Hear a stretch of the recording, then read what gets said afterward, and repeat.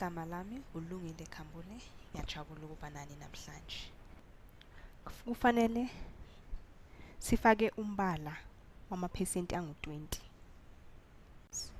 Ngaphandle senze lokho, masizibuze ukuthi kahle kahle masithi 20% sisho ukuthini. Leli gama bolazi incazelo yakhona, uzowazi ukuthi ukuthi percent kumele ukuthi per 100. Ngiyakhumbula-ke kudala ukuthi besebenzisa amasenti. Amasenti phela kuyimali ethi yakudala, and amasenti angu-100 bewasinikeza i-1 rand.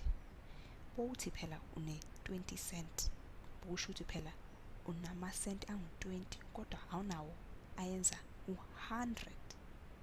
Kuze kube ayi-100 kufanele ube namasenti angu-100.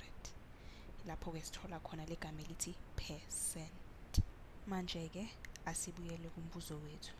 Umbuzo wethu usicela ukuthi sikharalishe amaphesenti angu-20 kulesikwele esingaphansi. Umbuzo wokuqala okumele sizibuze wona ukuthi lesikwele singaphansi senza ikwele eziyi-100 na? Kuze sizokhona ukufaka umbala wethu ongamaphesenti angu-20 ngaphansi. Masicala la, hayi-ke basibala vele sithola ukuthi vele lesikwele sisinikeza ikwele ezi-100.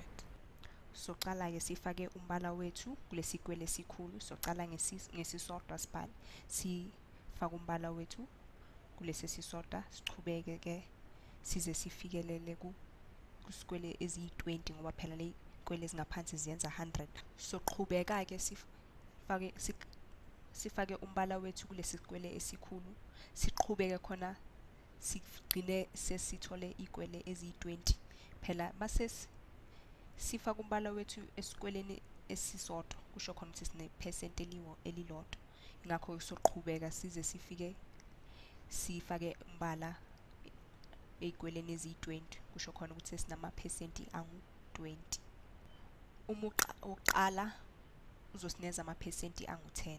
Uyabona-ke ngoba phela ikwele ezikulo mugqa wokuqala unezikwele eziyi-10. Uyabona-ke mase siya kulesi sesibili uzosinikeza amaphesenti angaki? Angu-20.